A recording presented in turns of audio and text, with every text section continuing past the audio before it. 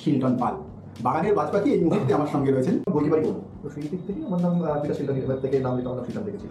হাবড়া মসলন্দপুর ওই এরিয়া খেলে বড় হয়ে উঠছো। এরপর ফুটবল একাডেমিতে একবারই ট্রায়াল হতো, আমাদের সময় একটা প্লেয়ারের 3 বার ট্রায়াল হতো। পিএফএ থেকে সরাসরি মোহন। তখন খুব ডিফিকাল্ট ছিল, মানে শুরু করার সেই সময় ইমরান খান এবং গোলকিপার ছিল। এখন ইস্ট বেঙ্গলের যে অবস্থা, সেই সময় মোহনবাগানের সেই অবস্থাটাই ছিল। তার কারণ আমরা রেজাল্ট পাচ্ছিলাম যে এত সব নামি নামি প্লেয়ার ছিল ওই সময়, এত বেশি নামি প্লেয়ার ছিল, ওদের কন্ট্রোল করার জন্য মানে সেরকম লেভেলে করতে পারলাম। 4টে কোচ চেঞ্জ হয়েছে, পরের বছর আবার একজন ব্রাজিলে কোচ ছিল, কখনো এই ব্যারেটো বাইচুম একসঙ্গে, কখনো ওলাফাট দলিয়ে একসঙ্গে। দুটো প্লেয়ার যদি একই পজিশনে একই সাথে মাঠে নামছে, একটা ইগো ক্লাস তো করার জায়গা থাকে, অবশ্যই করা যাবে না। চিনিয়ে 4টে গোল করলো এবং তোমরা প্রথম 5 গোলে বদলা নিয়ে ম্যাচ শেষে ড্রেসিং রুমে একটা চরম নাচানাচি হয়েছিল করিম বেঞ্চারিফা থেকে শুরু করে।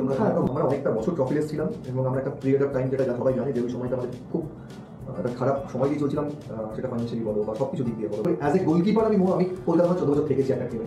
নবীর মাথা ফাটলো এবং তিনটার কথা বলি, তিনটাকে আমি খুব কাছ থেকে দেখেছি প্রত্যেক দিন। দুর্গাপুরে যেরকমভাবে তোমরা চিনিয়ে করতে, ওটা ফাটলে সব একসঙ্গে ছিল। এই ডিভিটা তার থেকে ডিভিটা আমাদের পয়েন্ট 0 করে দেওয়া হচ্ছিল, বলেছিল যে আবার 0 থেকে তোমরা স্টার্ট করবে। সেদিন রাত্রিবেলা নিশ্চয়ই তোমার ঘুম হয়নি, যেদিন ডুডং যে ফ্রিকিক থেকে পরপর গোলগুলো করতো। যে ওখান থেকে গোল করার পরে অতটা ডিফিকাল্ট, আমি হয়তো ওখান থেকে আমি গোল এখন স্টিল আমি বলতে পারি, দর্শক জানেন আমার ভুল ছিল, অবভিয়াসলি ভুল ছিল, ফার্স্ট গোলটা আমার ভুল ছিল, দর্শক জানেন, সেকেন্ড গোলটা ডিফিকাল্ট। আমি হোয়াটসঅ্যাপ থেকে বেরিয়ে গেছি, আমি ফেসবুক থেকে বেরিয়েছি, ইনস্টাগ্রাম থেকে বেরিয়ে গেছি, কিন্তু মেসেজ কোনোভাবে লম্বা করে গালাগালি আমার চলে আসছে। মোহনবাগানের অধিনায়ক হলে তুমি, আই লিগ মোহনবাগানে আসলো। সুভাষা টিমটা করেছিল আমার মনে আছে, মানে অনেক প্লেয়ার ছিল যেবার সুভাষা নিয়েছিল, সেখানে সঙ্গে খুব ভালো কাজ করেছে, যে যত প্লেয়ার সব প্লেয়ারকে এক কাঠা রেখে সেবার না নামের পেছনে কম ছুটেছিল টিম করার জন্য। শেষ সময় করেছে এবং বেলোরাজা ক্রিয়েট করেছে। সেই সময় মানে কি হচ্ছিল মনে হয়, যখন ফাইনাল হয়েছে আমি রাউন্ড করেছিল, মাঠের ল্যাপ মারছিলাম, দৌড়াচ্ছিলাম, সব থেকে এক্সপেন্সিভ টিম ছিল, ড্রিম টিম ছিল, সেখান থেকে কিছু না পাওয়া থেকে কিছু পাওয়া জার্নিটা দেখেছি আমি। 2018টা হচ্ছে তোমার জীবনের স্মরণীয়, মানে অফার ছিল, ইস্ট বেঙ্গলের অফার ছিল না। তো সেই সময় মোহনবাগানে কেন ফিরে গেলে? মোহনবাগান একবার কথা বলতে চাই, বসতে চাই আমি, তুমি যেও না, গেলে তুমি আর ফিরতে পারবে। যে আমি কখনো মোহনবাগান টেবিলে বসে কথা বলতে কখনো তাদেরকে ফেরাইনি। এটিকে মোহনবাগান মার্চ করলে এটা তো মানে একটা বড় কিছু একটা হচ্ছে, তার তো একটা বলিদানে, সেই বলিদা শিলটন পাল সহ বেশ কিছু প্লেয়ার ছিল। বিকজ চ্যাম্পিয়ন মোহনবাগান হয়েছিল আই লিগে, চ্যাম্পিয়ন হয়েছিল আইএসএল এটিকে, দুটো মার্চ হচ্ছে, তো ওইটা মনে হয়েছিলাম যে এখানে বেশ কিছু প্লেয়ার ওখানে থাকতে পেরেছিলাম আমরা। আমি বিয়ের দিনের ম্যাচ আছে, ম্যাচ খেলে আমি বিয়ে করতে আসবো। এই ম্যাচটায় তোমরা চ্যাম্পিয়ন হতে করে নিতে, সেখানটায় শিলটন পাল ছিল, আমাকে রাখার প্রয়োজন বোধ করেনি। তখন মোহনবাগানের যারা সুপারস্টার ঘরের ছেলে, আমার মনে হয় পার্সোনালি তোমারও হয়তো এরকম একটা ফেয়ারওয়েল প্রাপ্য ছিল। তুমি তোমার যা দেওয়ার, যা খেলার, যা করার করে যাও, কিন্তু মজা থেকে এক্সপেক্ট করবে। এই মনের দুঃখ, মনের অভিমান, সেই অভিমান থেকে কিছু কথা আমরা তখন বলি। এখন মানে মোহনবাগান ক্লাবে যাও না, যখন মোহনের যখন কেউ ছিল তখন আমি ছিলাম সেই সময়। আমি ক্লাবে এই কারণে যাই না, কারণ ক্লাবের যে পরিস্থিতি আছে, যারা আছে, শুধু আমি নয়, অনেক প্লেয়ার যে আমাদের মোহনবাগানের ক্লাবে যে যারা আছেন দায়িত্বে, তারা প্রয়োজন বোধ করেননি আমাদেরকে। মোহনবাগান ডেটে একটা হোয়াটসঅ্যাপ গ্রুপ খুলে জাস্ট বলে দেওয়া হচ্ছে যে মোহনবাগান ডেটে সবাই চলে এসো মাঠে, বা নববর্ষের দিন একটা হোয়াটসঅ্যাপে ফটো পাঠিয়ে দেওয়া হচ্ছে। ভাই একটা টিকিট পায় না এক্স প্লেয়াররা কখনো ক্লাবের থেকে? তুমি মোহনবাগান অত অফিসে তোমার টিকিট নেই, একটা টিকিট দেওয়া না, আমরা এত বছর মানে আমার টিকিট না, তা কি জন্য আছে? একজন প্লেয়ার আমাকে মেসেজ করে যারা বলেছে যে আমরা তোর সাথে একমত, একসাথে আছি। কিন্তু আমার মনে হয় ক্লাবে যেই আসুক, ক্লাবে সুস্থ পরিবেশ থাকা দরকার। এই পরিস্থিতি বদলানোর জন্য তোমরা ফুটবলাররাও কি এগিয়ে আসতে চাইছো? মানে প্লেয়ার চাইছে এগিয়ে আসতে, মোহনবাগানের দায়িত্বে আসতে চাই না, পারবা কি? স্বার্থ ছাড়া কাজ করবো এবং ভালো করবো, এবং সবার জন্য ভালো করবো, এবং যত প্লেয়ার তাদের জন্য কিছু করতে হবে।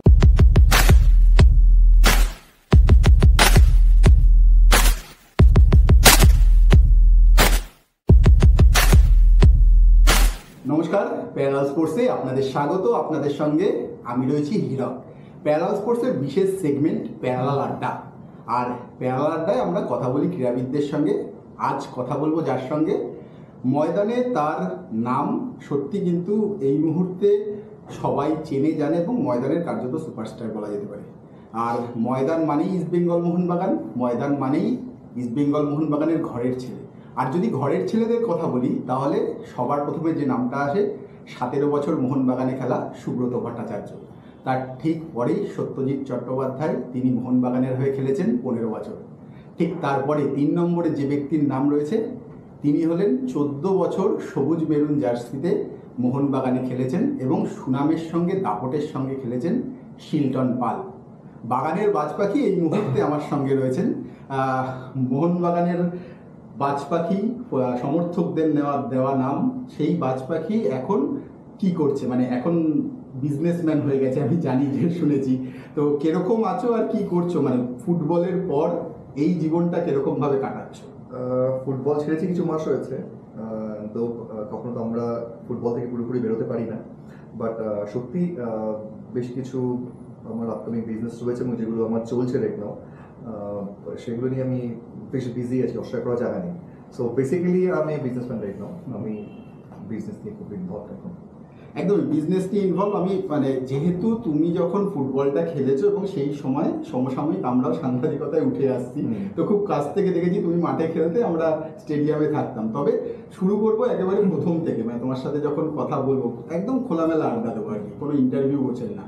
তো মচলন্দপুর থেকে এই মোহনবাগানের যাত্রাটা, এই মানে হয়তো দেখলে মনে হবে কিছু কিলোমিটার, কিন্তু এই যাত্রাটা যে তুমি এসছো এর পিছনের যে খাটনিটা, মোহন পাল তোমার বাবা, তিনি চাই মানে এটা সবাই জানে পিটার শিলটনের ভক্ত ছিলেন এবং তার থেকে তোমার নাম শিলটন পাল। তো সেই সময় একেবারে ছোটবেলায় ফুটবলে আসলে এবং ফুটবল মানে এই যে শিলটন পাল হলো, এই ব্যাপারটা যদি একটু প্রথমে বলো। বাবা নিজে ফুটবল প্লেয়ার ছিলেন। উনি অবভিয়াসলি চেয়েছিলেন যে মানে আমি হওয়ার পর উনি চেয়েছিলেন যে আমি একজন প্লেয়ার হই, এবং শুধু প্লেয়ার নয়, নিজে উনি গোলকিপার ছিলেন, তো উনি চেয়েছিলেন যাতে আমি নিজেও গোলকিপার হই। অ্যান্ড উনি নিজে অবভিয়াসলি উনি মোহনবাগান ফ্যান ছিলেন, এবং সব থেকে বড় কথা উনি পিটার শিলটনের খুব ভক্ত ছিলেন। তো যখন আমি হয়েছিলাম তো উনি ভেবেছিলেন যে আমার ছেলেকেও ফুটবল প্লেয়ার করবো এবং গোলকিপারই করবো। তো সেই দিক থেকে আমার নাম পিটার শিলটন থেকে নাম রেখে আমার নাম শিলটন রেখেছিল।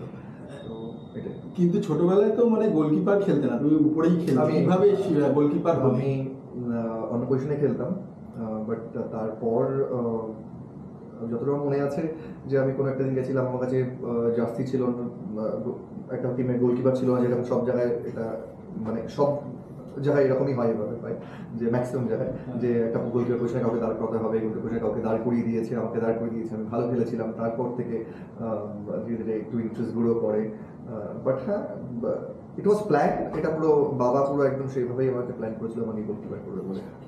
আর টাটা ফুটবল একাডেমিতে যখন আসলে, টাটা ফুটবল একাডেমির আগের কথাটা বলি, মানে বাবা তো তোমার প্রতি ইন্টারেস্ট গ্রো করেছিল এবং তুমি যখন হাবড়া মচলন্দপুর ওই এরিয়ায় খেলে বড় হয়ে উঠছো, সেই সময়টার যে স্ট্রাগল তো অবশ্যই একটা ছিল। এবং টাটা ফুটবল একাডেমিতে যাওয়ার আগে মানে তোমার মধ্যে বাবা তো চেয়েছিলেন, তুমিও কি মানে ভেবেছিলে যে না আমি ফুটবলটাই খেলবো? Not really. আমি সেইভাবে আমার কখনো প্ল্যানটা আমি ছিলাম না যে আমি কি করব আগে বা আমি ফুটবল খেলবো কিনা। বাবার ইচ্ছা ছিলেন যে আমি টাটা ফুটবল একাডেমি জয়েন করবো, ফুটবল খেলবো। তো বাবার ইচ্ছাতেই আমি সেইভাবে ফুটবল খেলা এবং সেইভাবে সব কিছু আমার প্ল্যান চলছিল যে আমি টাটা ফুটবল একাডেমি ট্রায়াল দেবো। অবশ্যই ধীরে ধীরে আমার ইন্টারেস্ট গ্রো করেছে, অস্বীকার করা যাবে না। তারপর টাটা উইংয়ে এখন মানে আমরা ছাড়ার অনেক পরে টাটা ফুটবল একাডেমিতে একবারই ট্রায়াল হতো, বাট আমাদের সময় একটা প্লেয়ারের 3বার ট্রায়াল হতো। তো first trial, second trial pass করলো, থার্ড ট্রায়াল, এইভাবে ট্রায়াল হয়েছে। তো সেইভাবেই আমি গেছিলাম, আমি খুব ছোটো ছিলাম যখন আমি গেছিলাম, আই ওয়াজ 12-13 ইয়ার্স ওল্ড। আমি তারপর ওখানে 6 বছর ছিলাম। নর্মালি সবাই হয় 2 বছর বা 4 বছর থাকে, আমি 6 ইয়ার্স ছিলাম ওখানে। তারপর আমি কলকাতায়। আচ্ছা, একাডেমি মানেই তো আমরা জানি একটা বাচ্চা ছেলে গ্রামের থেকে যখন যাচ্ছে, স্বাভাবিক, মানে আমিও গ্রামের ছেলে, আমরাও বুঝি এটা, যে একটা র্যাগিং ব্যাপার থাকে। তো ওই টাটা ফুটবল একাডেমিতে যখন গেলে ওই সময়টা মানিয়ে নেওয়া এবং র্যাগিং তো নিশ্চয়ই হয়েছিল। দেখো, একটা হোস্টেলে থাকতে গেলে যখন কম বেশি এটুকু হয়, মানে আমাদের হোস্টেলে সেরকম কিছু ছিল না। আমরা সবাই ফুটবল নিয়ে আমরা সারাক্ষণ, আমাদের সকাল বিকেল দুবেলা প্র্যাকটিস হতো, তারপরে ইভিনিংয়ে আবার আমাদের টিচার আসতো পড়াতে, তো আমরা সারাক্ষণই ফুটবল নিয়ে মেতে থাকতাম। বাট হ্যাঁ, মানে সিনিয়রদের সাপোর্ট থাকতো, জুনিয়র ছিল অনেকে। অ্যাজ আমি কখনো খুব একটা কিছু ফিল করিনি।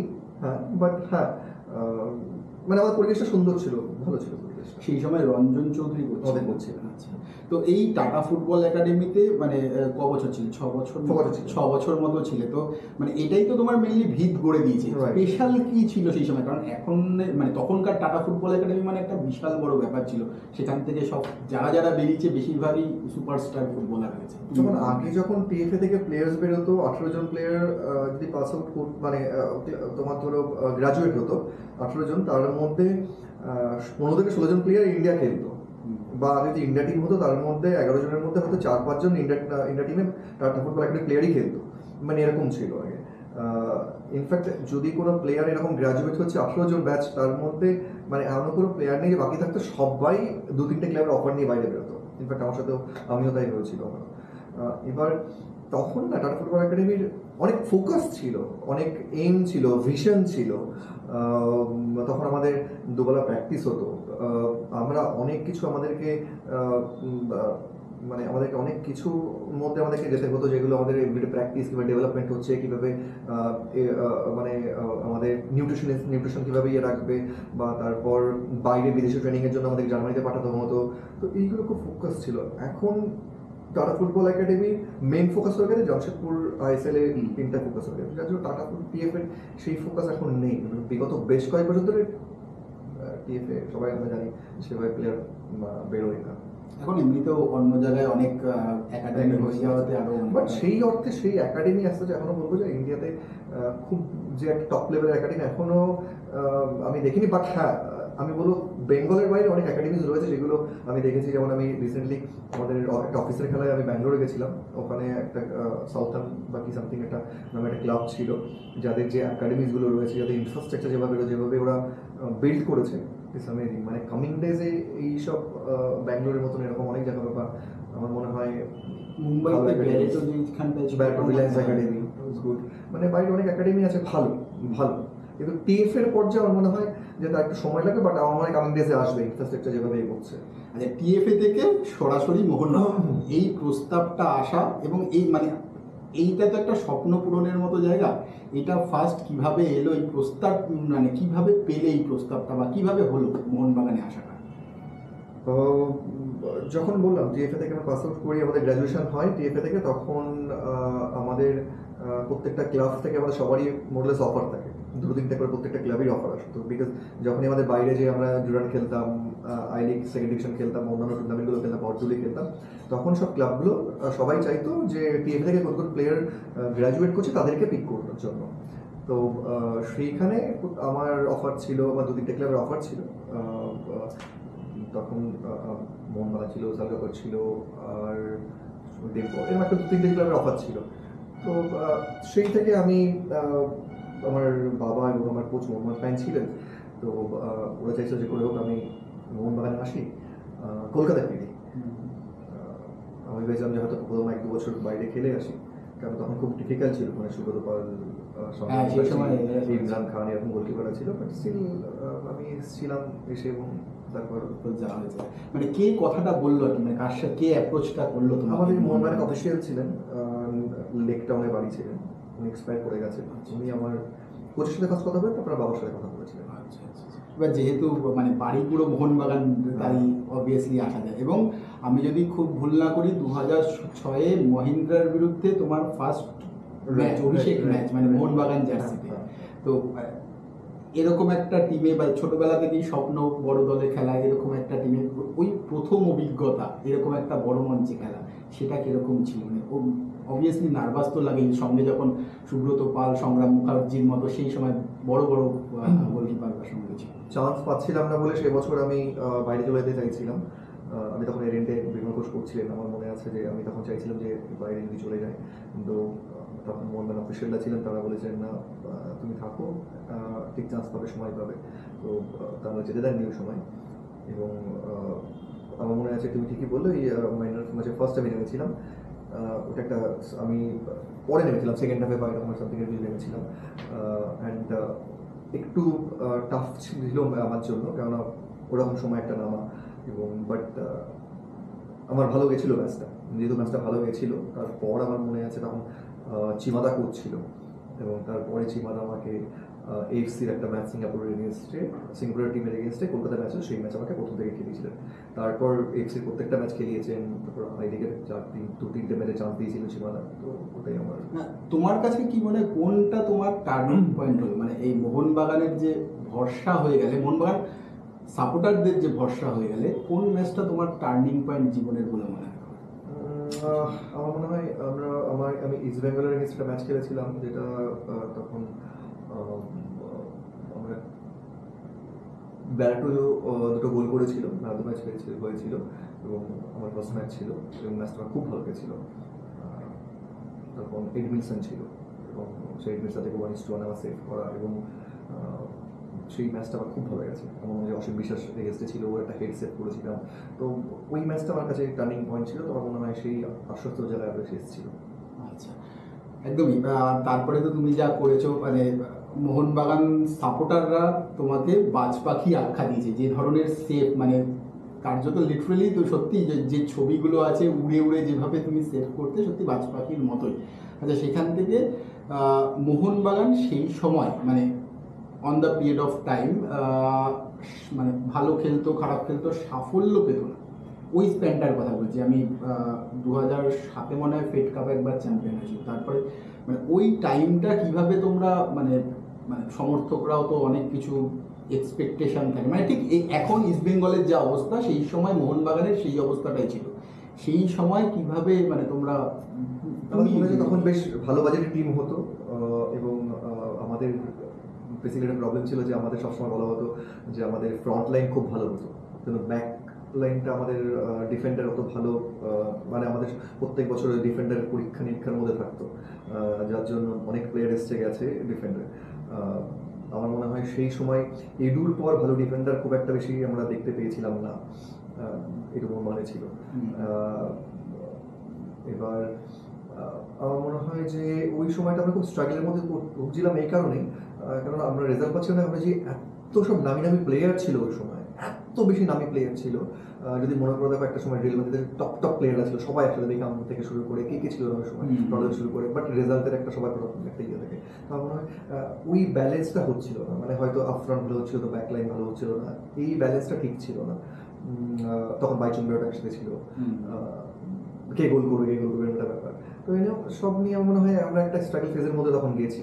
বেশ কিছু কোচ চেঞ্জ, আমি প্রথম বছর হিসেবে 4টে কোচ চেঞ্জ হয়েছে, কেন ওই টিমকে অত বড় একটা দামি মানে একটা অত বড় একটা টিম, দামি টিম এই কারণে বলছি, মানে এত টাকার টিম হয়েছে, প্রত্যেকটা সব বড় বড় প্লেয়ার, সুকুমার থেকে শুরু করে সংগ্রামবাড়ি থেকে কে ছিল না, তো ফুটবল থেকে শুরু করে সবাই ছিল, দেবক মণ্ডল।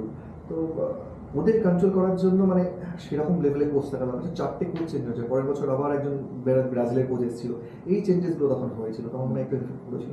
আচ্ছা, এটা একটা কথা জিজ্ঞাসা করবো যে মানে অবশ্যই সবসময় মোহনবাগান আর কি সামনেটাকে খুব মানে শক্তপোক্ত রাখতো, কখনো এই ব্যারেটো বাইচুং একসঙ্গে, কখনো ওডাফা টোলগে একসঙ্গে, ওডাফা সুনীল একসঙ্গে ছিল, তো মানে কিন্তু কখনোই মানে আমি দেখেছি কখনোই সেটা ক্লিক করতো না। এটা কি কখনো ইগোর সমস্যা, কি সমস্যা কি হয়, মানে এত ভারী নাম থাকলে তো মনে হয় মানে খাতায় কলমে দেখে তো মনে হয় হেভি খেলবে, সব গোল দিয়ে দেবে, কিন্তু সমস্যাটা কি হয়? দেখো, দুটো প্লেয়ার যদি একই পজিশনে একই সাথে মাঠে নামছে, একটা ইগো ক্লাস তো করার জায়গা থাকে, অবশ্যই করার জায়গা নেই। হ্যাঁ, আজকে ধরো দুটো নাম করা গোলকিপার, যে কোনো একজন খেলে ফাইন, একজন খেলছে, সে জানে যে আমি যদি মিস আউট করি তাহলে আরেকজন আছে, বাট দুজনে যদি একসাথে খেলতে হয়, কে গোল করবে, যে গোল করবে কলকাতা ময়দানে খুবই সবাই জানে যে গোল করবে তার নাম পেপার আসবে বা মিডিয়াতে আসবে। তো ওই একটা ইগো ক্লাসের ব্যাপার থাকেই, এবং এই খেললে বল দেবে না, ও খেললে পাস করবে না, এটা সবাই আমরা সাপোর্টারতে জানতাম এবং দেখতাম, সেই দিকটা হ্যাবিচুয়েট হয়ে গেছিলো। বাট আমার মনে হয় ওটা একটা আমাদের একটা প্রবলেমের ফেস ছিল যে কখনো ওই কম্বিনেশনটা সেই মুহূর্তে আপফ্রন্টে যে দুজন ভালো প্লেয়ার থাকতো, সেই কম্বিনেশন কখনো ঠিকভাবে হয়ে উঠছিল না, যার জন্য আমরা একটু সাফার করছিলাম। মোহনবাগানের সব থেকে লজ্জার বলা হয় যে দিনটা, সেটা হচ্ছে 75-এর 5 গোল। সেই সময় তুমিও জন্মাওনি, আমিও জন্মাইনি, কিন্তু বাবার মুখে অবশ্যই শোনা এবং সেটা শুনে বড় হয়ে ওঠা। তো সেখান থেকে দাঁড়িয়ে যখন চিনি এনে 4টে গোল করলো এবং তোমরা প্রথম 5 গোলের বদলা নিলে, সেই সময়টার মানে মানে প্রথম তোমাদের হাত ধরে সেই 5 গোলের একটা বদলা হলো, সেটা তোমাদের থেকে মানে তোমরাই করে দেখিয়েছিলে, কিরকম ছিল ওটা? আমি জানি ম্যাচ শেষে ড্রেসিং রুমে একটা চরম নাচানাচি হয়েছিল, করিম বেঞ্চারিফা থেকে শুরু করে তোমরা তখন এনজয় করেছো। করিম ওই সময় খুব ভালো টিম করেছিল। করিম স্যার যে টিমগুলো জুনিয়র প্লেয়ার সিনিয়র প্লেয়ারকে নিয়ে যেভাবে উনি টিম করতো, মানে ওনার মধ্যে একটা খুব বেশি স্ট্রং, মানে প্রত্যেকটা মানুষের পজিটিভ নেগেটিভ পয়েন্ট রয়েছে, বাট ওনার পজিটিভ পয়েন্ট ছিল যে উনি জুনিয়র এবং সিনিয়রদের সবাইকে মিলে এমন একটা স্ট্রং টিম করতো, এই বন্ডিংটা, স্ট্রং টিমটা যে কোনো টিমকে হারানোর একটা জায়গায় রাখতো। তো সেই সময় যে টিম ছিল, যেভাবে টিম করেছিল বা যেভাবে আমরা খেলছিলাম, চিডি যেভাবে ফর্মে ছিল এবং ম্যাচ জেতার পর সেই উন্মাদনা অবশ্যই সেটা আনন্দ পেরেছিল। একদম। আর পাশাপাশি যখন এরকম একটা হচ্ছে মানে এরকম একটা সাফল্য, এবং সেখান থেকে সমর্থকরা তো আরো বেশি উচ্ছ্বসিত হয়, কিন্তু মানে হয়তো কোথাও গিয়ে এই যে ট্রফি না পাওয়ার একটা বেদনা থাকে, সেটাও কোনো অংশে গিয়ে এরকম একটা ম্যাচে সেটা তোমরা মনে হয় সেদিন ম্যাচ থেকে যখন বাড়ি ফিরছিলে সেটা ফিল করতে পেরেছি। হ্যাঁ, মানে আমরা অনেকটা বছর ট্রফিলেস ছিলাম এবং আমরা একটা পিরিয়ড অফ টাইম, যেটা সবাই জানে যে ওই সময়টা আমাদের খুব একটা খারাপ সময় দিয়ে চলছিলাম। সেটা ফাইন্যান্সিয়ালি বলো বা সব কিছু দিক দিয়ে বলো, বা ট্রফি কোনো কিছু নেই, আমরা স্ট্রাগল করছিলাম সবাই খুব। মানে প্রত্যেকটা জায়গায় আমরা যখন বাইরে যেতাম, মানে বাইরের প্লেয়ার থেকে বাঙালি প্লেয়াররা আরও বেশি সাফার করতে, যখন বাইরে যেত তখন লোকে, বাইরে গেলেই তখন লোকে এক কথা বলতো তোমাদের ট্রফি নেই, তখন ইস্ট বেঙ্গলের একটু ভালো ফর্ম ছিল, আমরা সাফার করছিলাম, আমি অস্বীকার করে জানাই এই সময়টা। সেই সময়টায় তখন অনেক বাঙালি প্লেয়ার ছিল, অনেক বাঙালি প্লেয়ার উঠছিল। ওই পিরিয়ডটা খুব টাফ গেছে, খুব টাফ গেছে ওই সময়, যে ট্রফি লেস, ফাইন্যান্সিয়ালি আমরা সার্ভাইভ করা মুশকিল, এভরিথিং সব কিছু নিয়ে পিরিয়ডটা খুব টাফ গেছে। আমি সেটাই যে সেই সময় ড্রেসিং রুমও তো একটা অন্যরকম হয়ে থাকতো, মানে তোমাদের ফুটবলার হিসেবে মেন্টালিটিটাও আর কি ডাউন থাকতো আর কি। সেই সময় কিভাবে নিজেদেরকে মানে সেই জায়গায় নিয়ে আসতে আর কি, যে সেই সময় দেখুন, সেই সময় কিছু সময় আমি থেকেছি, আমি মানে পুরো সময় আমি থেকেছি, আমি ক্যাপ্টেন ছিলাম, অন্য সময় অনেকেও ক্যাপ্টেন ছিল, এবং আমরা যারা সিনিয়ররা রয়েছি, অফিসাররাও জানে যে আমরা অনেক কিছুতে আমরা আপফ্রন্ট থেকে আমরা প্লেয়ারদের সাথে কথা বলতাম, মিটিং করতাম। এমনও সময় গেছে যে আমরা বাইরে ফ্লাই করবো ম্যাচের জন্য, বাট আমাদের ফাইন্যান্সিয়ালি ক্রাইসিস রয়েছে বা আমরা স্যালারি পাচ্ছি না। সেসব আমার মনে আছে যে আমরা গিয়ে কথা বলেছি, তারপর অফিসিয়ালরা কথা বলেছে যে এই ক্রাইসিসটা, প্রবলেমটা সলভ হয়ে যাবে। বাট সবারই একটা এভরিডে একটা স্পেন্ড থাকে বা মাসের খরচা থাকে বা ফ্যামিলি চালাতে হয়। সবাই যারা বাইরে থেকে আসছে তারাও এক কথা ছিল যে না হলে সার্ভাইভ করা খুব মুশকিল। ওই ফেসটা সবাইকে বোঝানো এবং সবাইকে এককাঠা করা, সবাইকে এক সঙ্গত করা, ইভেন যে বছর আমরা চ্যাম্পিয়ন হয়েছি সে বছরও ওই প্রবলেমটাও ছিল। তো ওই সময়টা মানে ওই যে স্ট্রংভাবে ইউনিটভাবে একসাথে ড্রেসিং রুমটা থাকা খুব টাফ ছিল। বাট আমরা সবাই জানে যে আমরা ড্রেসিং রুমে আমাদের সেইভাবে প্রবলেম কখনো আমাদের বাইরে হয়নি, আর কেননা আমরা সবসময় এক রাতের সাথে রাখার চেষ্টা করেছিলাম, আমরা সিনিয়র যারা ছিলাম তারা ঠিক রাখার চেষ্টা করি ড্রেসিং রুমটাকে। তো এটাই। তুমি কখনো মানে দেখিনি আমরা যে বিতর্কে জড়িয়েছো, বা মানে অনেক প্লেয়ারই আছে বিতর্ক মানে হেডলাইন হওয়া, সেই দিকটা থেকে তোমাকে কখনো দেখা যায়নি? মানে বিতর্কিত প্রশ্ন করলেও তোমার থেকে কোনো উত্তর পাওয়া যেত না। আর আমার একটা মনে আছে, ওই কোনো একটা ম্যাচে হয়তো কাটসুমি তখন অন্যদিকে তুমি একটা করেছিল, ওই একটু তাও প্রেস কনফারেন্সে তোমাকে এমন জিজ্ঞাসা করা হচ্ছিল যে একটা বড় হেডলাইন হবে, কিন্তু তুমি শান্তির জল ছিটিয়ে দিতে। মানে বেসিক্যালি আমি যত বছর খেলেছি আমি কোনো বিতর্কের মধ্যে থাকিনি, আমি কোনো ঝামেলার মধ্যে থাকিনি।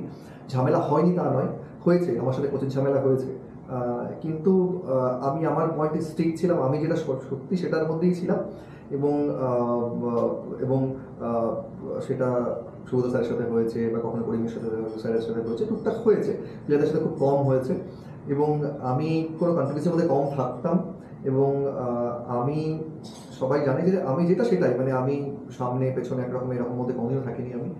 আমি সবসময় স্ট্রেট যেটা আমি সেরকমই থাকতাম, এবং সবার সাথে আমি, সবাই জানে আমি প্রত্যেকটা মালি থেকে শুরু করে মন মানে এভরিওয়ান সবাই জানে, সবার সাথে প্রত্যেক দিন গিয়ে কথা বলতাম, তাদের সাথে আমি আড্ডা মারতাম, এবং যে যতটা ভালো রিলেশন দেখা যায় সবার সাথে, সে ইনফ্যাক্ট সে ইস্ট বেঙ্গলের প্লেয়ার হোক বা ইস্ট বেঙ্গলের সাপোর্টার হোক বা অফিসিয়াল হোক বা অন্য যে কেউ হোক, আমার সাথে কখনো কোনো প্রবলেম হয় না, নেভার।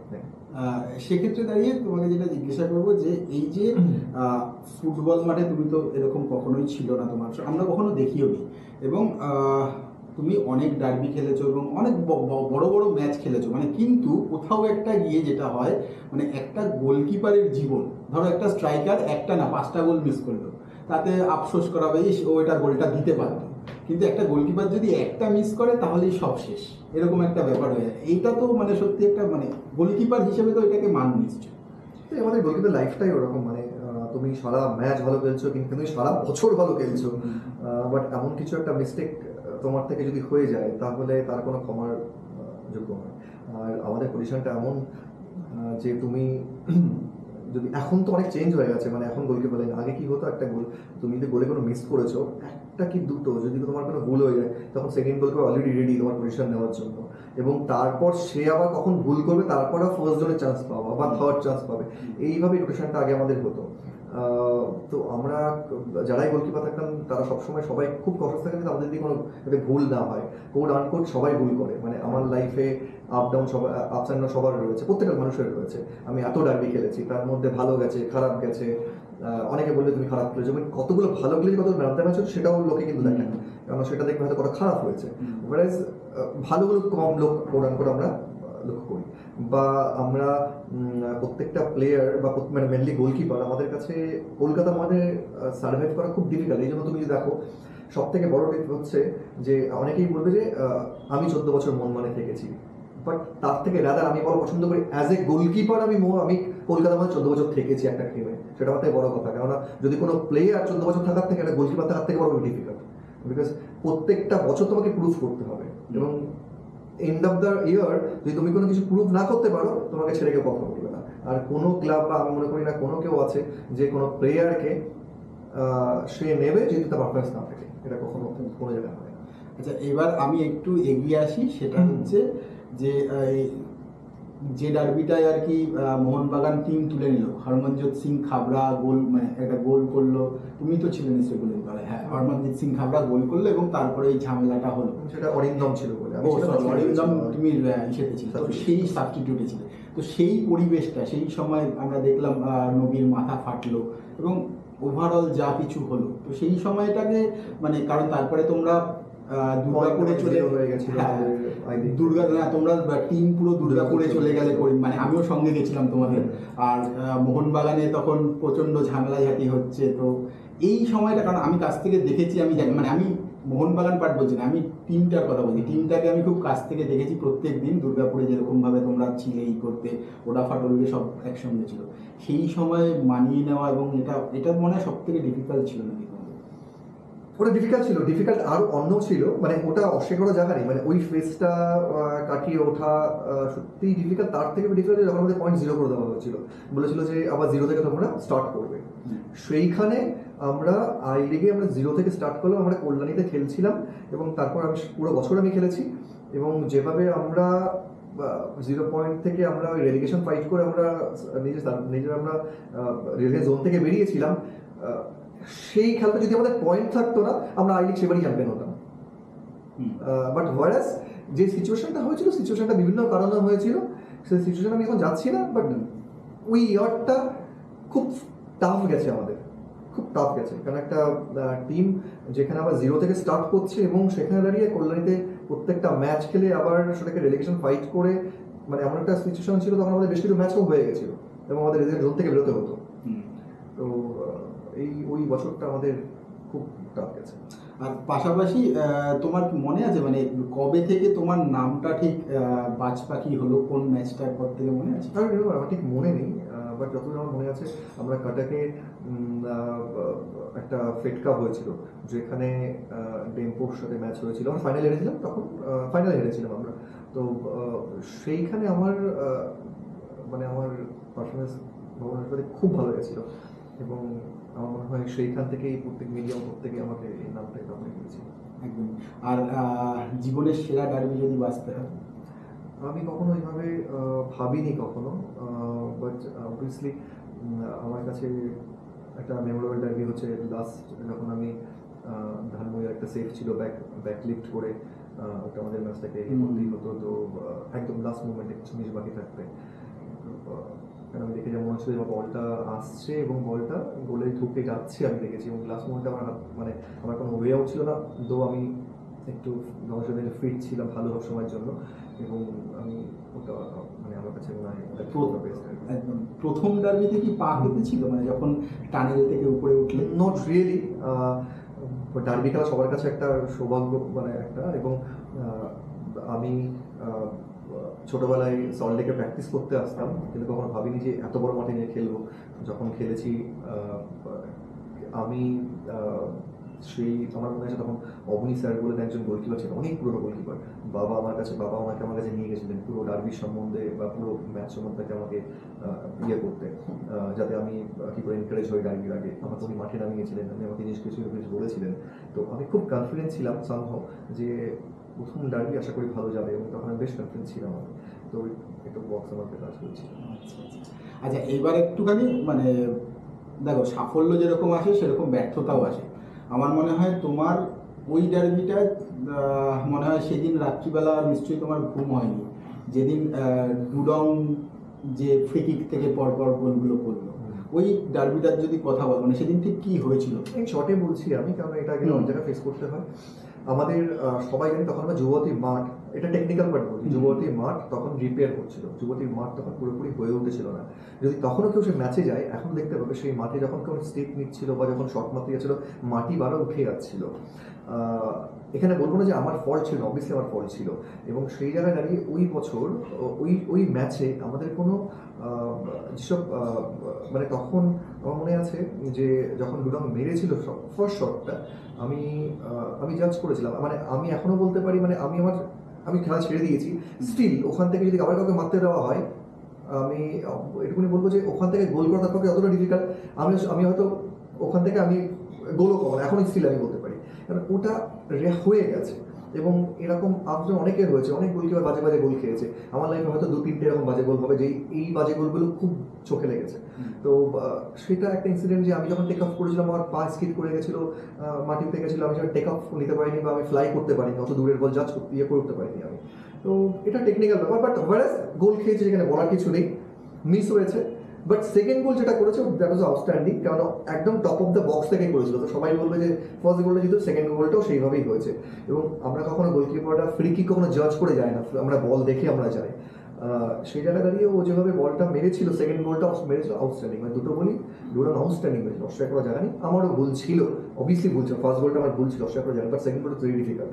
এবং সেই সময় যখন হলো, মানে সেই ডার্বিটার পর মানে তোমার একটা, মানে সমর্থকরা বলছে, মানে সবাই বলছে একটা মানে চাপ এসেছিল, তো সেই চাপটা কিভাবে? আমার ওই একবার চাপ না, আমার অনেকবার চাপ এসছে, মানে সমর্থকরা সবসময় চাইবে মোহনবাগান ট্রফি জিতুক না জিতুক, ডার্বি জেতে, এটা অস্বীকার জানা, এটা আমাদের একটা ইজ্জতের ব্যাপার, আমাদের একটা ইসের ব্যাপার। তো সেই জায়গায় দাঁড়িয়ে যখনই কোনো ম্যাচ খারাপ হবে তো স্বাভাবিক আমাকে বলবে, এটা মাথা পেতে নেওয়া, এটা যখন ভালো হয়েছে আমাকে মাথায় তুলে রেখেছে, খারাপ হয়েছে আমি আমি আমি হোয়াটসঅ্যাপ থেকে বেরিয়ে গেছি, আমি ফেসবুক থেকে বেরিয়েছি, ইনস্টাগ্রাম থেকে বেরিয়ে গেছি, কিন্তু মেসেজ কোনোভাবে লম্বা করে গালাগালি দিয়ে আমার চলে আসছে। তো বাস এটা অস্বীকার করা যায় না, কারণ প্রচুর ফোন আসছে, গালাগালি দিয়ে ফোন আসছে, ফোন রিসিভ করতে না কয়েকদিন, এগুলো হয়, ভালো হলে আমাকে মাথায় তুলে রেখেছে। তো এটা আমার কাছে মানে না, আমি সেটা বলছি না, আমি বলছি যে এগুলো তো আসবে, মানে এটাই আসে, কিন্তু সে মানে একটা হয় না যে হতাশ হয়ে পড়া, সেখান থেকে কাম ব্যাক করা, আমি তখন সেটা ফোকাসটা যদি থাকে কারোর যে হ্যাঁ ভালোটা তুমি যখন নিচ্ছ, খারাপটাও তোমাকে নিতে হবে। আমি শুনেছি অনেকে বলে যে যখন তুমি খারাপ খেলছো তখন তুমি পেপার পড়বে না। আমার আমার আমার মনে হয় এটা সম্পূর্ণ ভুল, বিকজ তুমি যখন ভালো খেলছো তখন তুমি তোমার ভালোটা দেখছো, যে তুমি খুব ভালো খেলেছো, তোমাকে লোকে ভালো বলছে, তোমাকে ভালো লিখছে। যখন তুমি খারাপ খেলছো কেন দেখবে না? তার মানে তুমি তোমার উইক পয়েন্টটা তোমাকে লিখছে, বা তুমি উইক পয়েন্ট থেকে তুমি সরার চেষ্টা করবে, বা তোমার সঙ্গে কেউ খারাপ বলছে তুমি তো জানবে যে কি খারাপ বলছে, কোন জায়গাটা। মোহনবাগান, এবং অবশ্যই তোমার মোহনবাগানের অধিনায়ক হলে তুমি 5 বছরের ট্রফির মানে খরা কাটিয়ে আই লিগ মোহনবাগানে আসলো। সে বছরে মানে 5 বছরের ট্রফির খরা, মানে সেটা সেই সময়টা মানে হ্যাঁ মানে এখন যে সময়টা ইস্ট বেঙ্গলের চলছে, তারা যদি কোনো একটা ন্যাশনাল ট্রফি পায়, যে ব্যাপারটা আসবে ঠিক সেই সময় সেটাই হয়েছিল, মানে এখনকার যারা দর্শক তাদের জন্য এটা বলা, ক্লিয়ার করা।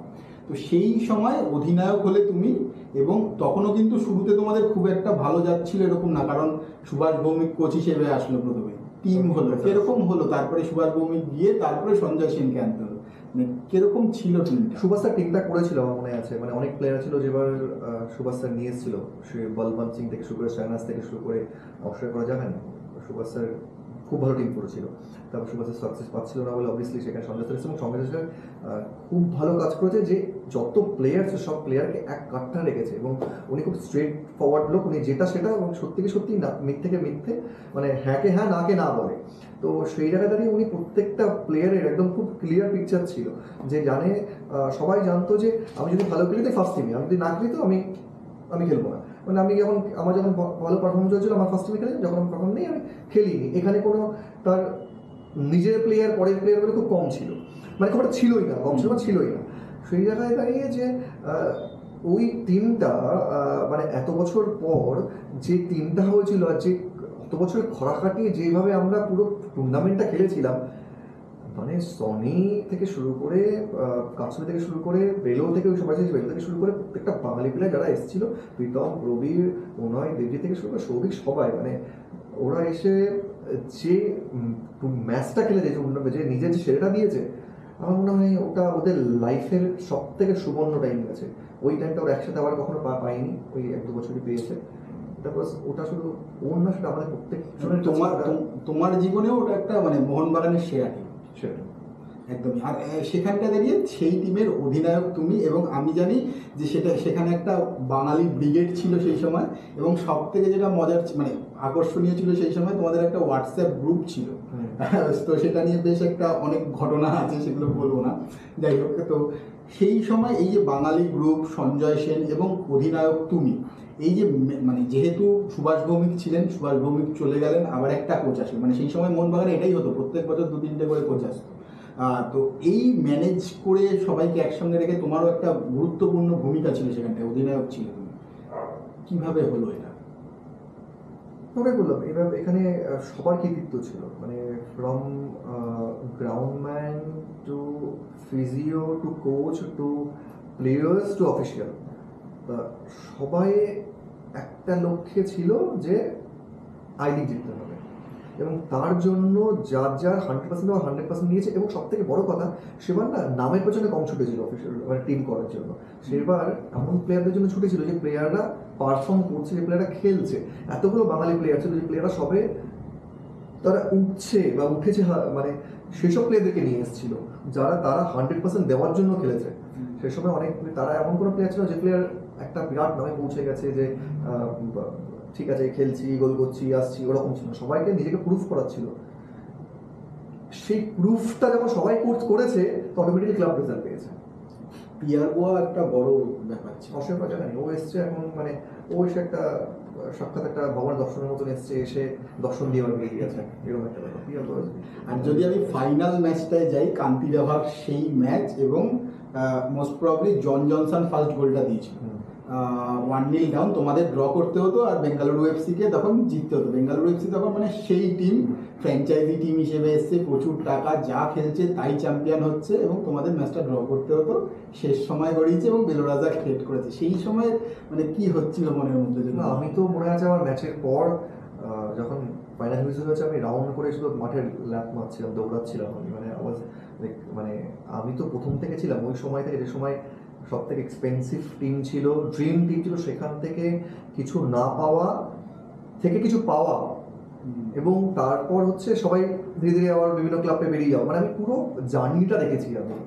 তো আমার কাছে ওর থেকে আর খুশির দিন আমার কাছে লাইফে কিন্তু ছিল না। মানে ওটা আমি মানে সারা রাত আমরা জেগে কীভাবে পার্টি করে আনন্দ করেছিলাম আমরা, এবং তারপর একটা মাস কীভাবে আনন্দের মধ্যে আমরা মানে কীভাবে সেই উৎসব মেপেছিলাম। তার পরের দিনটাও তো অসাধারণ ছিল, যখন এয়ারপোর্ট থেকে মোহনবাগানে যাবো, সারা জীবন আমি ফিস করে যাবো, ওটা আমরা এখনো বলতে পারবো না।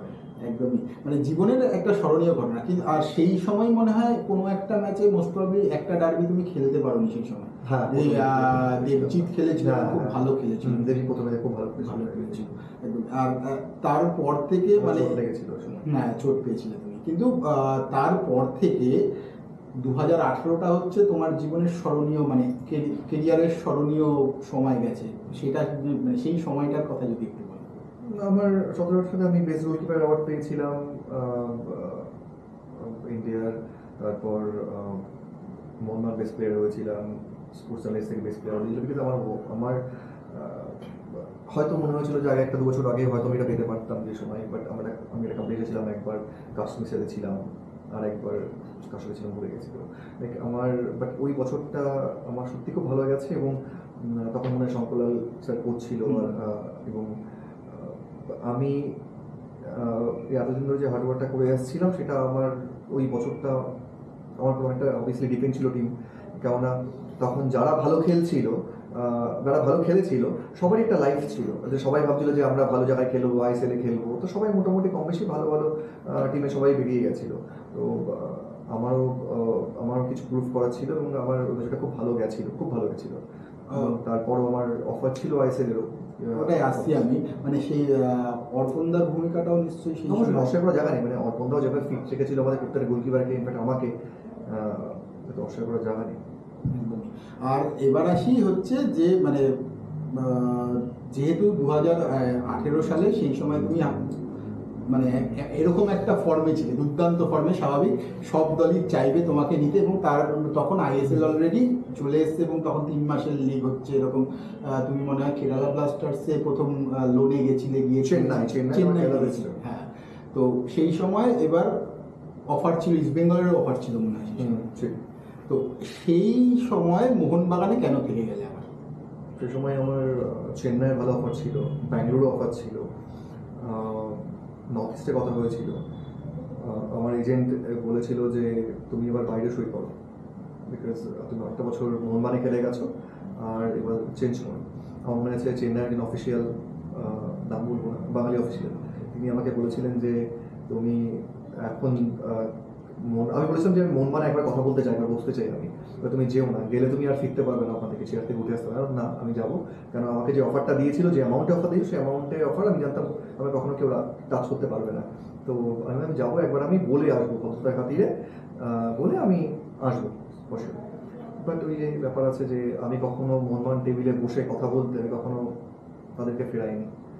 বেসিক্যালি আমি সেবার 2 বছর সাইন করেছিলাম, অবভিয়াসলি সেই টার্গেট রিচ করতে পারিনি অবশ্যই, কিন্তু আমার মনে হয় আমার কাছে মানে আমার কাছে মোহনবাগান থাকাটা বড় কথা ছিল। কোথাও আমার কাছে এটাই মনে হচ্ছিল যে মোহনবাগান ছেড়ে যেতে পারবো না, জানি না কেন মোহনবাগানের সাথে, বাট আমি টেবিলে বসেছিলাম এবং আমি মোহনবাগান থেকেই গেছিলাম। এখন মনে হয় যে সেদিন মানে না, আমি রিগ্রেট করি না, আমি রিগ্রেট করি না, আমি কোনো কিছু নিয়ে রিগ্রেট করি না, কোনো কিছু নিয়ে না। কেননা আমার তখন ওই সময় দাঁড়িয়ে, ওই সময় যে সিদ্ধান্তটা আমার মনে হয় ঠিক, আমি সেই সিদ্ধান্ত নিয়েছি। আমি আজকে 5 বছর পরে এসে আমি যদি রিগ্রেট করবো, সব ভুল করেছি না, বাট আমার মনে হয় যে আমি ঠিক সিদ্ধান্ত নিয়েছিলাম।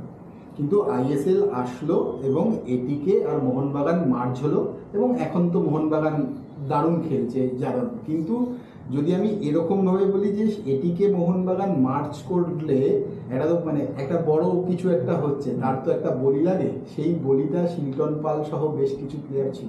না, আমরা চেয়েছিলাম যে মোহনবাগান যে ফাইনাল ক্রাইসিসে ভুগছে, মানে টুটু স্যার যেভাবে টানছিলেন, তো উনি তো আমাদের মোহনবাগানীদের কাছে ভগবান, অস্বীকার করা জায়গা নেই। তো সেই জায়গা থেকে মোহনবাগান কোথাও আমাদের একটা মানে এখন যখন টপ টায়ার লিগ, যদিও আমরা আইএসএল ধরতো, but still Mohun Bagan East Bengal যেহেতু আই লিগে খেলছিল বলে, সেই জন্য আই লিগের ভিউয়ার্স অনেক বেশি ছিল, সবাই জানি সেটা আমরা। তো আমরা চেয়েছিলাম যাতে এবার আমরা আইএসএল এ ঢুকে যেতে পারি। আমি মনে হয় যে সনি, আমরা অনেকেই বলেছিলাম যাতে মোহনবাগান আইএসএল ঢুকতে পারি, অফিসিয়ালদের বলেছিলাম আমরা। সেখানে যখন মার্চ হলো, আমি আমার কথা ছেড়ে দিচ্ছি, ঠিক আছে, আমি আমার কথা, কিন্তু বাকি অনেক প্লেয়ার ছিল যারা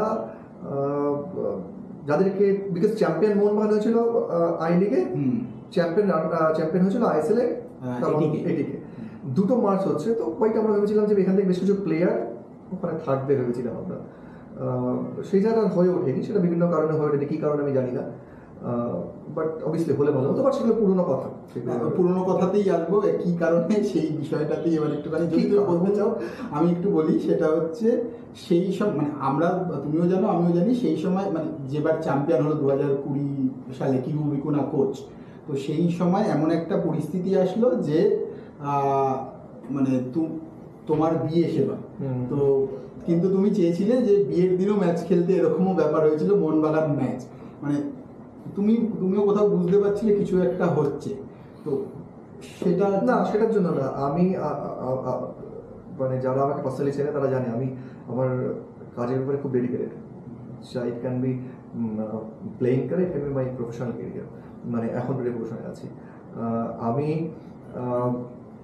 আমি কখনো, আমার মনে আছে আমি কখনো কোনো চোট বা কোনো আঘাত থেকে আমি কখনো পিছু পা হইনি, বা এমনও একটা সময় গেছে কোনো একটা ম্যাচে এমন আমার কাছের লোক বলেছিলেন যে এই ম্যাচটা হয়তো খেলাটা খুব ডিফিকাল্ট, মানে সেই ম্যাচে কিন্তু খুব একটা আমাদের ম্যাক্সিমাম টিমে যে লোক ছিল না, বাট আমি তাও পেছইনি। আমি জানি যে আমি যেটুকু আছি সেটুকু আমি 100% অলওয়েজ দেবো আমি, তারপর যা হোক। তো আমার বিয়ের 2 দিন আগেও আমি প্র্যাকটিসে গেছিলাম, এবং বিকজ এই কারণেই গেছিলাম যে যাতে আমি বিয়ের দিনের ম্যাচ আছে, ম্যাচ খেলে আমি বিয়ে করতে আসবো।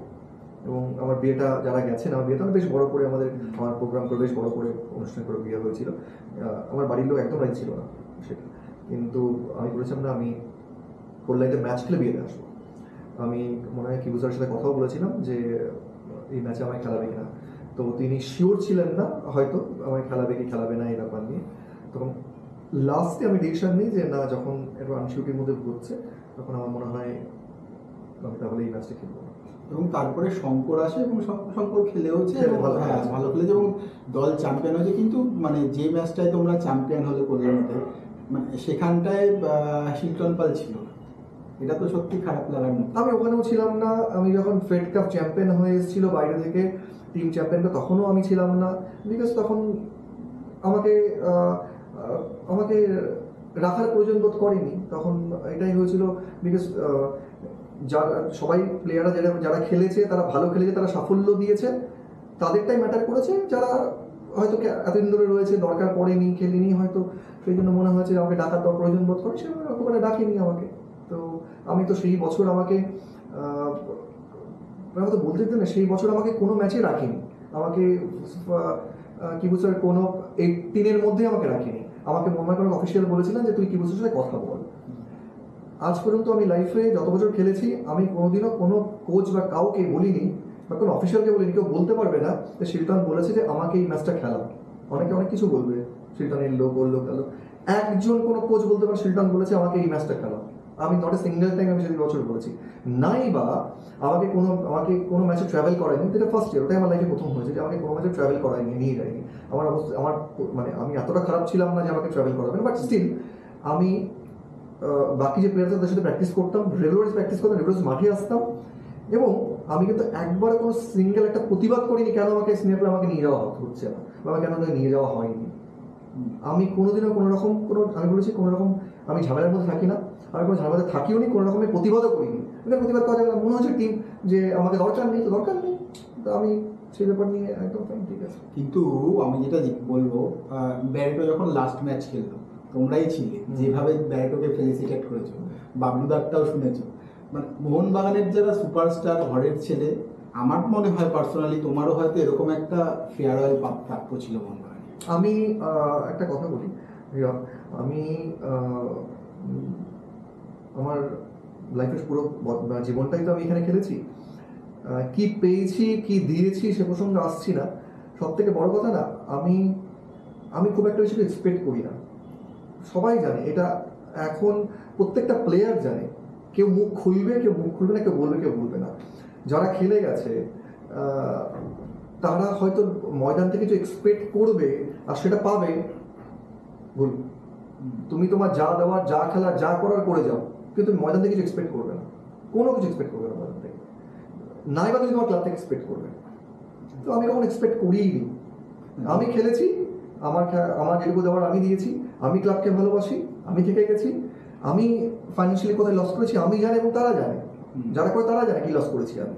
আমাকে বলতে পারবে না যে আমি কি ফাইন্যান্সিয়ালি লস করেছি আমি, তারা বলতে পারবে, তারা কোনো বলতে পারবে না, প্রচুর করেছে।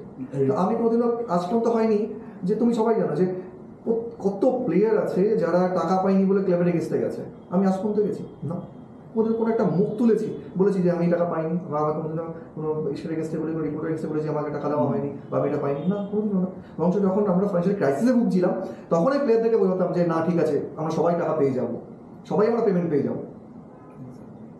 তো আমি কি এক্সপেক্ট করি না, কিন্তু মানুষ, রক্ত মাংসের মানুষ, মনে তো একটা দুঃখ হয়। এক্স্যাক্টলি, এই মনের দুঃখ, মনের অভিমান, সেই অভিমান থেকে কিছু কথা আমরা তখন বলি, বা আমার বলতে বাধ্য হয়েছি, বা আমি বলেছি। এটা কিন্তু আমি এক্সপেক্ট করছি যে আমাকে এটা হচ্ছে না কেন, ওটা করছে না কেন, আমি এক্সপেক্ট করছি না, কিন্তু মনের একটা অভিমান থেকে বলছি যে বাকি আরো 10 জনে তারা বলতে পারছে না, কিন্তু আমি বলছি, কেন আমার কিছু পাওয়ার নেই তো এখান থেকে, আমার তো পাওয়ার নেই, আমি তো নিজে, আমি আমার কাজ নিয়ে খুশি, আমি চাকরি করি, আমি বিজনেস করি, আমার পাওয়ার নেই কিছু, আমি সেই অভিমান থেকে দুটো কথা বলেছি, এবং সেটা ভুল ব্যাখ্যা করা হচ্ছে।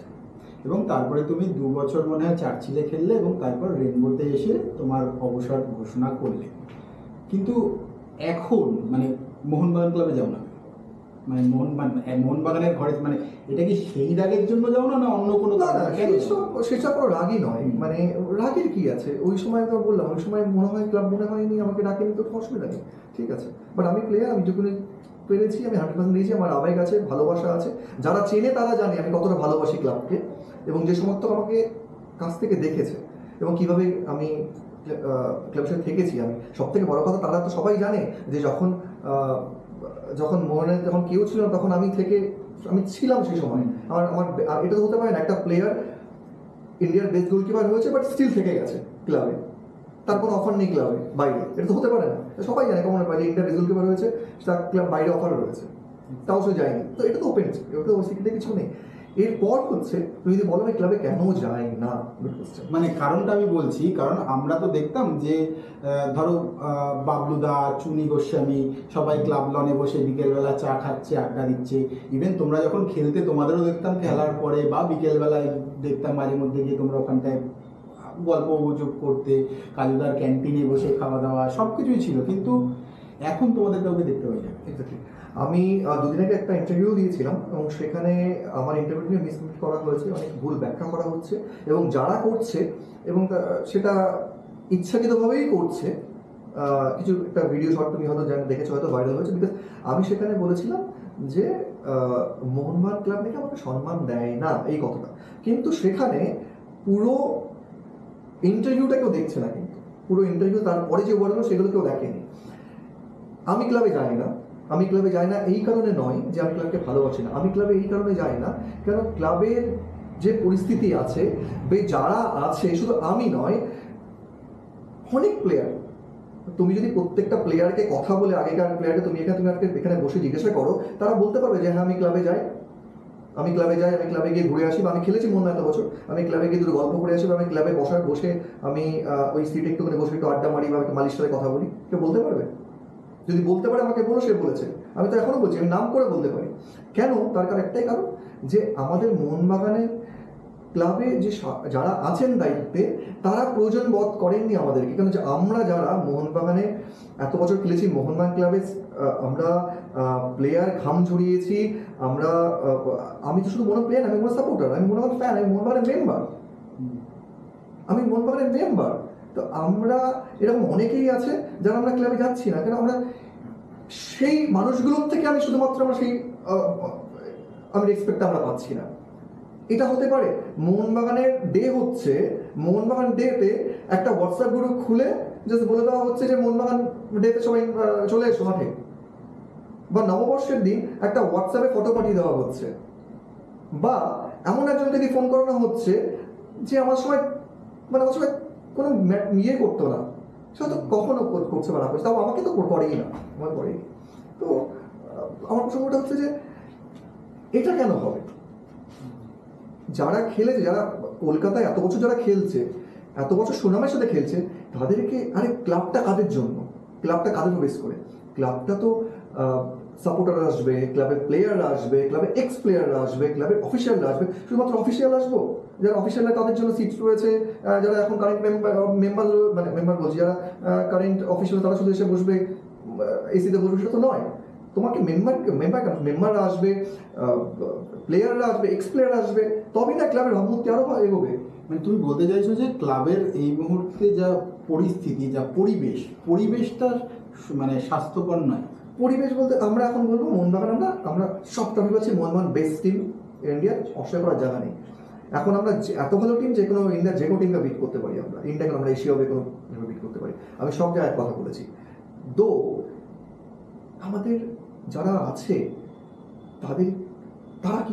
তারা কি করছে, তারা কি দেখতে গেলে তারা কি মোহনবাগান প্লেয়ারদের সাথে গিয়ে রেগুলার ওয়াইজ কথা বলছে, বা তাদের কি উদ্বুদ্ধ করছে, বা তাদের কিভাবে মোটিভেট করে, তারাও কি করছে? না, আমরা জানি তারা কি করছে।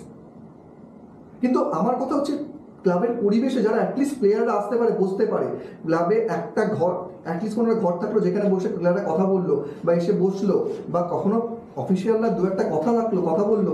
ভাই একটা টিকিট পায় না এক্স প্লেয়াররা কখনো ক্লাবের থেকে? আমি একটা অফিসিয়ালকে ফোন করেছিলাম, আমি বলেছিলাম যে আমাকে একটা ম্যাচের টিকিট দিও। সে বলছে আমাকে টিকিট নেই। আমি টিকিট নেই, তুমি তাহলে কি জন্য? তুই একটা ভালো পোস্টে আছে সে অফিসিয়াল, বলে আমাকে টিকিট নেই। তুমি মনে হয় এত বড় অফিসিয়াল, তোমার টিকিট নেই? একটা টিকিট দিতে হবে না, আমরা এত বছর খেলেছি, বলে আমার কোনো টিকিট নেই। তা কি জন্য আছে? আমার সৎসাহস আছে বলে, আমার কিছু পাওয়ার নেই বলে আমি বলছি। বাকি যারা আছে তারা বলুক।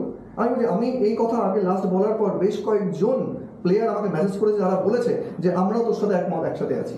আমি নাম করে বলতে পারি, ডেনসার, কিংশু, কত প্লেয়ার আছে। আমার সাথে লালের কথা হলো, প্রবীর বলবে, কত প্লেয়ার বলবে, সবাই যে যখন একটা করে প্লেয়ার, তাদের যদি সবাই যদি বলতে পারে, তাদের জিজ্ঞাসা করে যে আমি বলেছি, তারা আদৌ কি ক্লাবের সাথে সম্পর্ক আছে, পুরোনো ক্লাবের সাথে? তারা পুরোনো ক্লাবের সম্পর্ক মানে পুরোনো ক্লাবের অফিসিয়ালের সম্পর্ক আছে? তারা কি অফিসিয়ালের সম্পর্ক রেখেছে সেভাবে? তো সামনেই হচ্ছে নির্বাচন, মোহনবাগান নির্বাচন, এবং জানো মোহনবাগান নির্বাচন সবাই জানে, একদিকে টুম্পাইদা, একদিকে হচ্ছে দেবাশিস দা। তো কি মনে করছো এখানটায় এটা চেঞ্জ দরকার বলে মনে করছো? মানে পরিবেশ পরিস্থিতি যেরকম হয়ে রয়েছে সেখান থেকে চেঞ্জ আনার জন্য তো নিশ্চয়ই মানে ইসেরও চেঞ্জ দরকার একটা। দেখো আমি তোমার আমি আমি সবসময় একটা কথা বলি, ক্লাবের উন্নতি দরকার।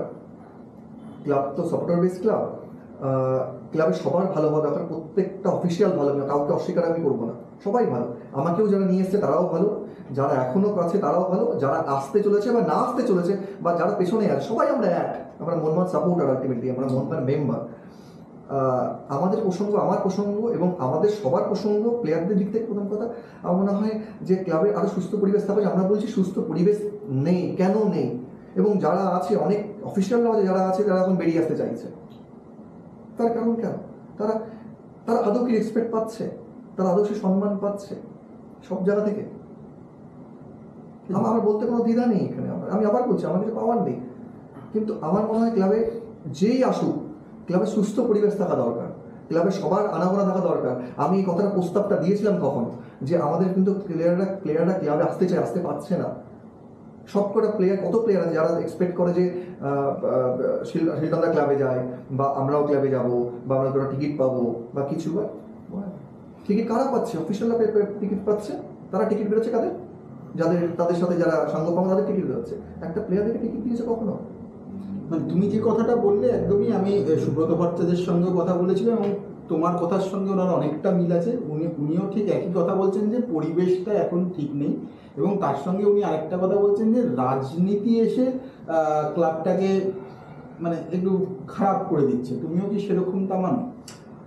দেখো, রাজনীতি আমাদের সব জায়গায় রয়েছে, এটা থাকবে, এটার বাইরে আমরা কেউ বেরোতে পারবো না, সেটাকে নিয়ে আমাদের চলতে হবে। আমরা সাময়িক পরিস্থিতি, শুধুমাত্র বেঙ্গল কেন, সারা জায়গার সব জায়গায় সাময়িক পরিস্থিতি আমরা জানি, প্রত্যেকটা ইভেন্টে জানি, তো সেটা থাকবে, সেটা নিয়ে আমাদের এগোতে হবে। সেটা নিয়ে চলেই আমাদের সবটা জিনিস ঠিক রাখতে হবে, ঠিক করতে হবে। এবং যারা আছে বা যারা থাকবে বা যারা আসবে কি আমি জানি না, কিন্তু আমাদের কিছু দাবি আছে যেগুলোকে আমাদের ঠিক করতে হবে। অন্য কোন ক্লাব কি ক্লাব হবে সে প্রসঙ্গে আসছি না, কিন্তু আমাদের কিছু জিনিস ক্লাবের ঠিক করতেই হবে। এবং সেই ঠিক করা, আমি আবার বলছি, যারা আছে বা যারা আসবে সে যাই হোক, কিন্তু ক্লাবে যে পরিস্থিতি কিছু ঠিক করতে হবে। ক্লাব লনে আগে কত সুন্দর সন্ধ্যার সময় আড্ডা হতো, হতো কিনা? তুমি তো জানতে, ক্লাবে আড্ডা হতো, কত সুন্দর একটা পরিবেশ ছিল আমাদের, তোমরা সবাই মাঠে যেতে। হ্যাঁ, আমি বলছি যে এই পরিস্থিতি বদলানোর জন্য তোমরা ফুটবলাররাও কি এগিয়ে আসতে চাইছো? অনেক প্লেয়ার চাইছে এগিয়ে আসতে, অনেকে বলতে চাইছে, কিন্তু মুখ ফুটে সবাই বলতে চাইছে না। কেন? অনেকে অনেক বাধা বিপত্তি আছে। অনেকে আমাকে বলেছে, আমি তো কয়েকজন নামও বললাম, অনেকে আমাকে বলেছে, কিন্তু আরো অনেকে বলতে চায়, কিন্তু সবাই হয়তো সবকিছু বলতে পারে না। কেন? তার হয়তো মনে হতে পারে যে না, আমি কেন একটা ঝঞ্ঝাটের মধ্যে পড়বো, বা আমাকে নিয়ে একটা ট্রল হবে, বা আমাকে নিয়ে দুটো কথা হবে, বা আমি বললে আমার কোচিং এটা এফেক্ট পড়বে। আমার তো পাওয়ার নেই, আমার তো পাওয়ার নেই কিছু। আমি তোমাকে আগেই বললাম, আমি মজা থেকে এক্সপেক্ট করি না। যারা আমাকে চেনে, যারা আমাকে ভালোভাবে জানে, আমি জানি মানুষকে আমি কতটা সম্মান করি, এবং মানুষ, আমি যাদের সম্মান করি সবাই আমাকে ভালোবাসে, এবং নোমান সাপোর্টার কম বেশি সবাই আমাকে ভালোবাসে। তার মধ্যে 100 জনের মধ্যে 10 জন তো খারাপ বলবেই। 10 জন আমার কোনো একটা ভিডিও, এত সুন্দর একটা ইন্টারভিউ দিচ্ছি তোমাকে, তার মধ্যে একটু কথা বের করে সেটাকে নিয়েই আবার স্প্রেড করবে, আমার তো অসুবিধা নেই। একদমই, সবাই চায় মোহনবাগানের একটা সেই সুস্থ পরিবেশটা ফিরে আসুক। পাশাপাশি মোহনবাগান টিম এখন এরকম একটা সাফল্যে মোহনবাগান জনতা তো মানে খুশিতে খুশি আর কি। তাদেরকে কি বলবে মোহনবাগানের বাজপাখি? দেখো, আমরা এখন যে ফর্মে আছি, এই ফর্মটা বিগত বছর খানেক ধরে এই ফর্মটা রয়েছে, এবং আমার মনে হয় মোহনবাগান এখন যে পিক ফর্ম রয়েছে এটা কন্টিনিউস চলবে, এবং আমরা একদম এখন আকাশে উঠছি, এবং সেইটাকে আমাদেরকে অনেক ফোকাস রাখতে হবে। শুধু আমার একটা কথা, সেটা হচ্ছে আমাদের যত একটা নেতা দুটো কথা। আমার মনে হয় আমাদের বেঙ্গল ফুটবল বাঁচানোর জন্য আমাদের ইনফ্রাস্ট্রাকচার ডেভেলপমেন্ট করা খুব দরকার। আমরা বিভিন্ন কলকাতা লিগ, লিগ দৌড়াচ্ছি, কিন্তু আমাদের বেসিক ইনফ্রাস্ট্রাকচার কিন্তু ডেভেলপমেন্ট করা খুব দরকার, সেখানে আমাদের ভাবা দরকার। সেকেন্ড, আমাদের কিন্তু বাঙালি প্লেয়ার সংখ্যা কমে যাচ্ছে।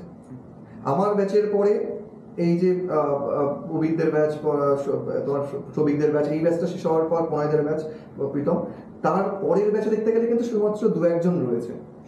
সুভাশিস খেলছে, তাছুট খুব ভালো খেলছে, আরো ভালো খেলুক। এরপর কিন্তু আমাদের এখান থেকে প্রচুর প্লেয়ার বড় কথা যে একটা সময় যা বলা হতো মানে গোলকিপার মানেই সে যেখানেই হোক বাঙালি গোলকিপার। আমি কদিন আগে আমি প্রবীরকে বললাম যে প্রবীর, তোর একটা ভিডিও দেখে আমি এতটা ভালো লাগলো, এতটুকু আমি একটা ভিডিও করি যে তুই বলেছিস যে আমাদের সন্তোষ ট্রফির প্লেয়াররা যারা এত বছর মানে একবার এই ট্রফি পেলো, আমাদের তার থেকে একটা প্লেয়ার আমাদের বেঙ্গলে নেই, থাকা উচিত। আমি নিজেও বলেছি এটা থাকা উচিত। মানে কেন থাকবে না? যেখানে ইন্ডিয়ার বেস্ট মানে তোমার মানে ওয়েস্ট বেঙ্গল যেখানে ইন্ডিয়ার সব থেকে বেস্ট স্টেট হয়েছে, সন্তোষ ট্রফি চ্যাম্পিয়ন হয়েছে, সেখান থেকে এখনো একটা দুটো প্লেয়ারকে তো আমরা নিতে পারি। অ্যাটলিস্ট কিছু প্লেয়ার যখন আমরা ছোটবেলায় যখন বড় হতাম ভাবতাম আমরা কি মোহনবাগান টু ইস্ট বেঙ্গল খেলবো, মোহনবাগান খেলবো। যদি তাদেরকে না নেওয়া হয় তাহলে এই জেনারেশনটা কি করে ভাববে যে আমার ছেলে আজকে বা আমি আজকে মোহনবাগান বা ইস্ট বেঙ্গল খেলবো? তাদেরকে অ্যাটলিস্ট তুমি একটা জায়গা দাও, তাহলে তুমি একটা সাবস্টিটিউট একটা সেকেন্ড টিমে রাখো, তাদেরকে পারফরমেন্স দেখো, তুমি ভালো খেলে তারপর তুমি ওদের আপডেট করবে, নাহলে করবে না।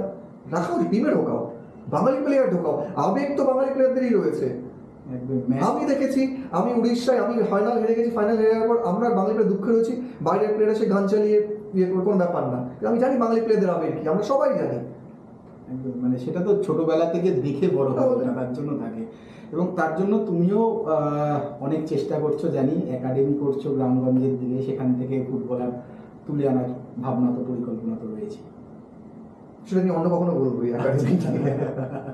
একদমই। তার আমরা একেবারে শেষ পর্যায়ে চলে এসেছি। তুমি অবশ্যই ফুটবলের বাইরে অন্য একটা জিনিস জিজ্ঞাসা করো। তুমি যেহেতু মানে তুমি তো মানে ফুটবলের বাইরে তোমাকে দেখতে এতটাই সুন্দর, তুমি সেন্সেশন ছিলে এবং সেই সময় তোমার প্রচুর মহিলা সমর্থক ছিল আমরা জানি, কিন্তু তুমি ফিল্মেও গেছিলে, সৌমিত্র চট্টোপাধ্যায়ের সঙ্গে একটি সিনেমাও করেছিলে। তো আর কি সেরকম কিছু ইচ্ছা আছে? Not really. আমি এখন সব কিছু ভাবি। আমি আমাদের সব বিজনেস রয়েছে যেগুলোকে নিয়ে আমি খুব ইনভলভ, অ্যান্ড অবভিয়াসলি যদি ফুটবলে কখনো কোনো স্বার্থে আসতে পারি আমরা, মানে আমরা আমি কেন আরও অনেকে যদি আসতে পারি, আমাদের মনে হয় আমাদের অনেক প্লেয়ারও যাদেরকে কাজে লাগানো উচিত। তো অবভিয়াসলি সেটা যদি কখনো অবশ্যই হয় তাহলে অবশ্যই মোহনবাগানের দায়িত্বেও আসতে চাই পারো আর কি ভবিষ্যতে। দেখো, আমি কখনো এই নিয়ে ভাবিনি। আমি কখনো একটা তো তোমাকে প্রথমেই বললাম যে আমি কিছু এক্সপেক্ট করে আমি কোনো কিছু এগোই না, আমি কোনো আশাও করছি না। বাট আমার মনে হয় সুস্থভাবে সবকিছু চলা উচিত। তো পাই যে ভালো কাজ করার জন্য স্বার্থ ছাড়া কাজ করব এবং ভালো করব এবং সবার জন্য ভালো করব, এবং যত প্লেয়ার তাদের জন্য কিছু করতে হবে আমাদের, তাদের সুস্থ পরিবেশ ময়দানে থাকে। একদমই। অনেক ধন্যবাদ কথা বলার জন্য। আমরা কথা বললাম না, একটা আড্ডা দিলাম শিলটন পালের সঙ্গে। এবং শিলটন কিন্তু তার একেবারে ছোটবেলা থেকে উঠে আসার বহু অজানা কথা থেকে জানা কথা, বহু স্মৃতির পাতা উল্টে অনেক কিছু বললেন। পাশাপাশি তিনি কিন্তু একটা আবেদন রাখলেন যে মোহনবাগানের পরিবেশটাকে সুস্বাস্থ্যকর করতে হবে। মোহনবাগান ফুটবলাররা, প্রাক্তন ফুটবলাররা যাতে সম্মানের সঙ্গে মোহনবাগান তাঁবুতে বিকেলে বসে গল্প করতে পারে, সেই পরিবেশটা তৈরি করতে হবে। আর সেটার জন্য যদি শিলটন পাল এবং তার মতো ফুটবলারদের, প্রাক্তন ফুটবলারদের প্রয়োজন হয়, তারা কিন্তু এগিয়ে আসতেও চাইছেন। এবং তার সঙ্গে শিলটনের এই মুহূর্তে তিনি যে বিজনেস করছেন এবং ভবিষ্যৎ পরিকল্পনা, সেসব কথাও বললেন। সঙ্গে ইস্টবেঙ্গল মোহনবাগান রাইভালরি, ওঠা নামা, সমস্ত ঘটনা, একেবারে নিজের জীবন, ফুটবল জীবন বাজপাখি হয়ে ওঠা, মছলন্দপুর থেকে এসে বাজপাখি হয়ে ওঠার সমস্ত কথাই কিন্তু আজ শিলটন বলে গেলেন। আজকের মতো এই পর্যন্তই। আপনারা দেখতে থাকুন প্যারালাল স্পোর্টস।